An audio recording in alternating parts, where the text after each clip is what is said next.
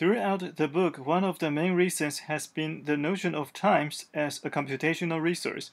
It was this notion that formed the basis for adopting polynomial time as our working definition of efficiency, and implicitly it underlies the distinction between P and NP.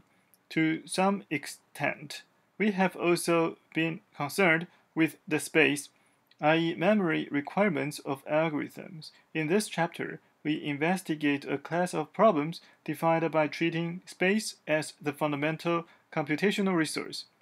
In the process, we developed a natural class of problems that appear to be even harder than NP and co-NP. PSPACE. The basic class we study is PSPACE, the set of all problems that can be solved by an algorithm with a polynomial space complexity. That is, an algorithm that uses an amount of space that is polynomial in the size of the input. We begin by considering the relationship of PSPACE to classes of problems we have considered earlier. First of all, in polynomial time, an algorithm can consume only a polynomial amount of space. So we can say that P, which is the subset, equals to PSPACE. But PSPACE is much broader than this.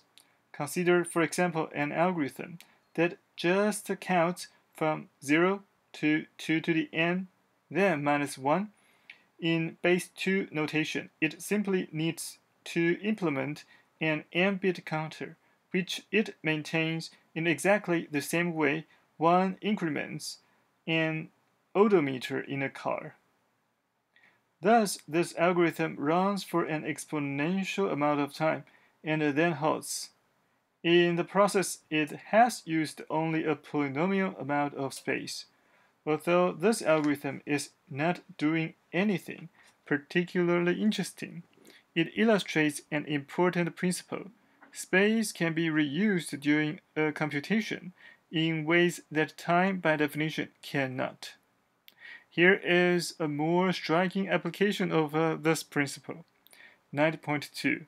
There is an algorithm that solves 3-set using only a polynomial amount of space. Proof: we simply use a brute force algorithm that tries all possible truth assignments. Each assignment is plugged into the set of closest to see if it satisfies them. The key to implement this is to implement this all in polynomial space. To do this, we increment an n-bit counter from 0 to 2 to the n minus 1, just as described above. The values in the counter correspond to truth assignments in the following way. When the counter holds a value q, we interpret it as a truth assignment v that sets xi to be the value of the ith bit of q. Thus, we devote a polynomial amount of space to enumerating all possible truth assignments v. For each truth assignment, we need only polynomial space to plug it into the set of closest and see if it satisfies them. If it does satisfy the closest, we can stop the algorithm immediately. If it doesn't, we delete the intermediate work involved in this plugging in operation and reuse this space for the next truth assignment. Thus, we spend only polynomial space cumulatively in checking all truth assignments.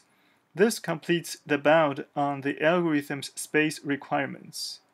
Since 3-set is an NP-complete problem, 9.2 has a significant consequence. 9.3. NP, which is a subset or equals to PSPACE. Proof: consider an arbitrary problem y in NP. Since y is polynomial time reducible to 3-set, there is an algorithm that solves y using a polynomial number of steps plus a polynomial number of calls to a black box for 3-set using the algorithm. In 9.2, to implement this black box, we obtained an algorithm for y that uses only polynomial space. Just as with the class P, a problem X is in PSPACE if and only if it's a complementary problem, X bar is in P-space as well. Thus, we can conclude that co-MP is a subset equals to P-space. We draw what is known about the relationships among these classes of problems as follows. That is, the largest set is P-space. P-space contains MP, co-MP, and P. And the P is contained inside of the intersection between MP and co-MP. Given that P-space is an enormously large class of problems containing both MP and co-MP, it is very likely that it contains problems that cannot be solved in polynomial time. But despite this widespread belief, amazingly, it has not been proven that P is not equal to P-space. Nevertheless, the nearly universal conjecture is that P-space contains problems that are not even in MP or co-MP.